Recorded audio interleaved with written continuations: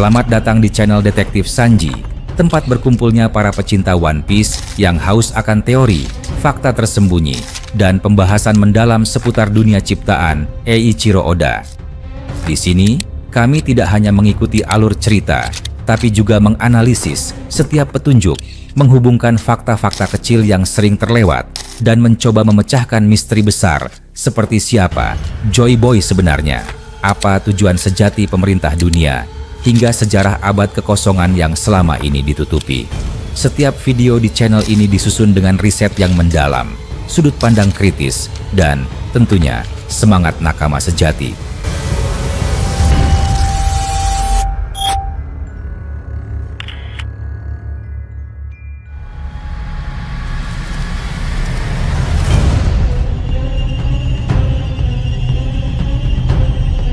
Trafalgar Day Waterloo selalu menjadi sosok yang berdiri di persimpangan antara cahaya dan kegelapan, antara ikatan dan kesendirian.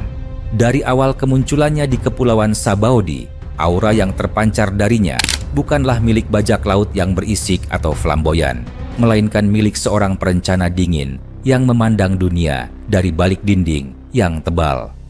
Tatapan tajamnya menilai setiap orang, setiap situasi, dan setiap kemungkinan, seperti seorang ahli bedah yang memilih di mana harus melakukan sayatan.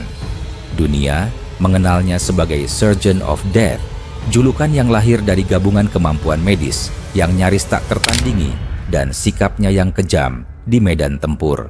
Namun, di balik semua itu, tersembunyi seorang manusia yang terikat oleh masa lalu, dibentuk oleh kehilangan, dan dibakar oleh dendam.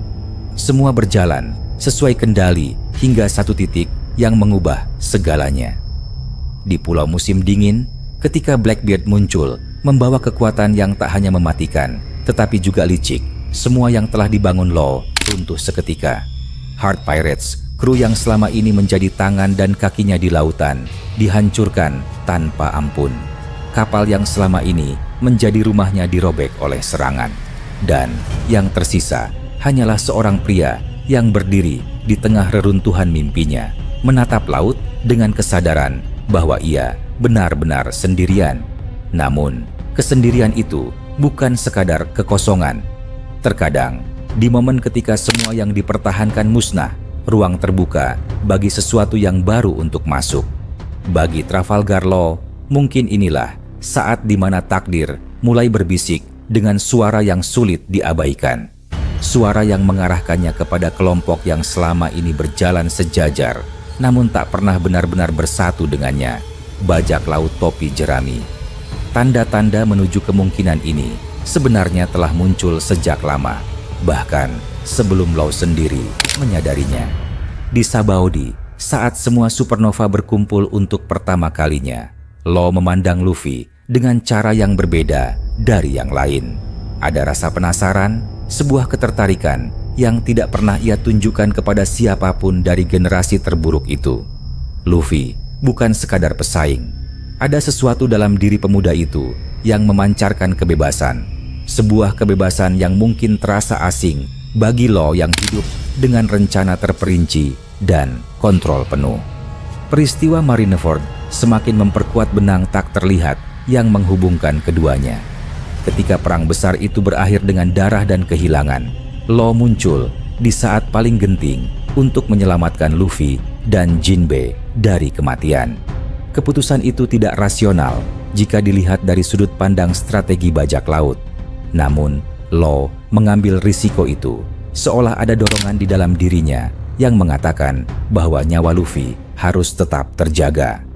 Hubungan keduanya berkembang perlahan, namun pasti. Aliansi yang terbentuk untuk menumbangkan Kaido di awalnya hanyalah kesepakatan dingin dengan tujuan jelas. Law menegaskan bahwa ini hanya kerjasama sementara. Namun, apa yang terjadi di Punk Hazard, Dressrosa, dan Wano menceritakan kisah yang berbeda.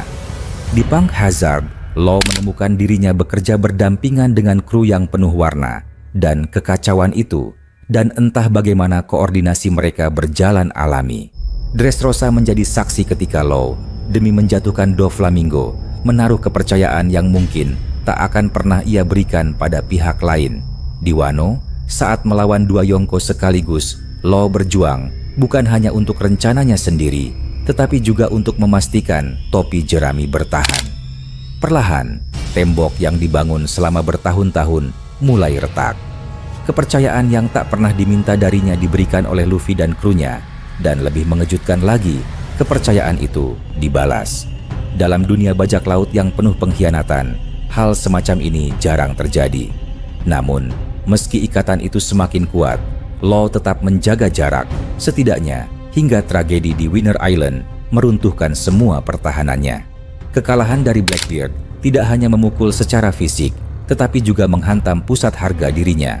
Law selalu berdiri sebagai pemimpin, orang yang memberi arahan dan menjaga jarak dari ketergantungan.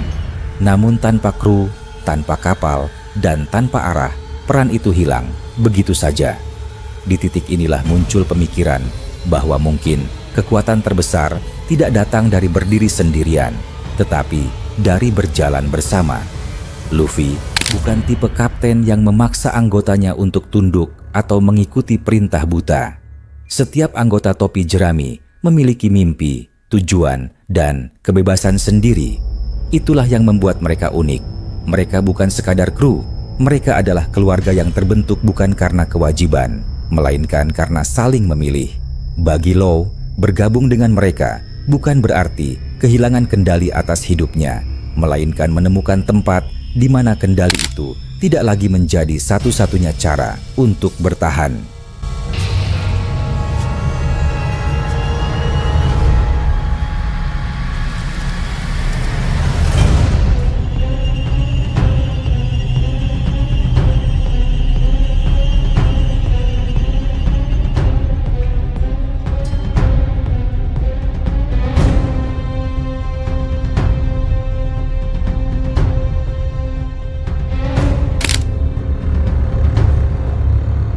Ada alasan yang jauh lebih mendesak di balik kemungkinan langkah ini. Dendam terhadap Blackbeard. Law memahami dengan jelas bahwa melawan Yonko itu sendirian adalah kematian yang pasti. Namun, bersama Luffy, Yonko yang kekuatannya diakui dunia, dan kru yang diisi petarung legendaris seperti Zoro, Sanji, dan Jinbe, peluang untuk membalas kekalahan itu menjadi lebih dari sekadar mimpi. Dan dendam itu, bila diarahkan dengan tepat, dapat menjadi bahan bakar untuk melawan ancaman yang jauh lebih besar. Pemerintah dunia dan rahasia gelap yang dijaganya. Tidak boleh dilupakan bahwa Law adalah seorang D. Will of D adalah warisan yang misterius, dibisikkan melalui sejarah yang coba dihapus. Setiap pembawa nama ini memiliki peran besar dalam mengguncang tatanan dunia, dan pertemuan dua pembawa nama D dalam satu kru bukanlah kebetulan. Mungkin takdir sedang menyiapkan panggung bagi peristiwa yang lebih besar, di mana Law dan Luffy berdiri berdampingan dalam pertempuran akhir yang akan menentukan arah dunia. Kemampuan Law juga memberi nilai strategis yang luar biasa bagi topi jerami. OP-OP Nomi bukan hanya buah iblis yang kuat, tetapi juga alat yang dapat mengubah jalannya peperangan dalam sekejap.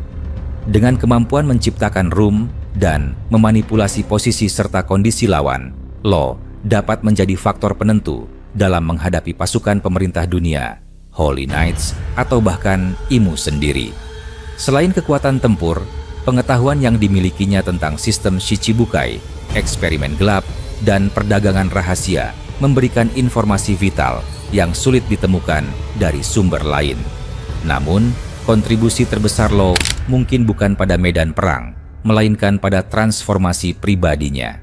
Selama ini, ia selalu menjadi pemimpin yang menjaga jarak, mengandalkan diri sendiri. Bergabung dengan topi jerami berarti menerima kenyataan bahwa kekuatan sejati lahir dari kepercayaan dan dukungan tim. Di bawah bendera Luffy, setiap individu tetap bebas mengejar mimpinya, namun bersatu ketika tujuan bersama membutuhkan pengorbanan. Dunia saat ini berada di tepi kehancuran. Pembubaran Shichibukai telah mengguncang keseimbangan kekuatan. Pemerintah dunia semakin agresif dalam menghapus informasi penting dari sejarah. Rahasia yang selama ini terkubur mulai muncul ke permukaan. Armada besar topi jerami tumbuh, mengumpulkan sekutu dari berbagai latar belakang. Dalam situasi seperti ini, kehadiran Law akan menjadi penguat, baik dari segi kekuatan maupun visi strategis. Jika semua petunjuk ini benar, maka bergabungnya Trafalgar Day Waterloo dengan bajak laut topi jerami bukan hanya langkah strategis, tetapi juga klimaks dari perjalanan pribadinya. Dari rasa penasaran di Sabaody, melalui pertarungan berdarah di Dressrosa, kemenangan bersama di Wano, hingga kekalahan pahit di Winter Island, semua itu membentuk jalur yang tak dapat dihindari. Pada akhirnya, kemenangan sejati dalam dunia One Piece bukan diukur dari berapa banyak wilayah yang dikuasai atau gelar yang disandang, melainkan dari apakah seseorang menemukan rumahnya di lautan tak berujung.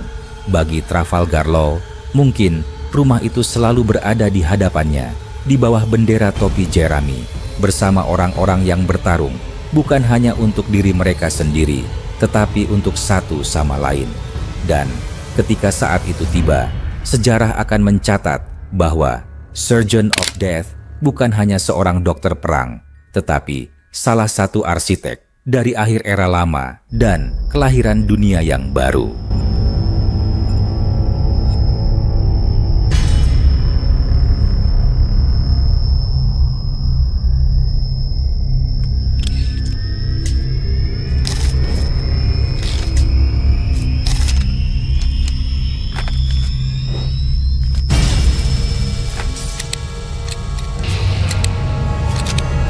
Terima kasih sudah menyaksikan video ini sampai selesai. Kalau kalian menikmati konten ini, jangan lupa klik tombol like, tinggalkan komentar di bawah, karena semua teori dari kalian juga sangat berarti dan bisa jadi bahan diskusi di video berikutnya. Dan tentu saja, klik subscribe serta aktifkan lonceng notifikasi supaya kalian tidak ketinggalan update terbaru dari kami.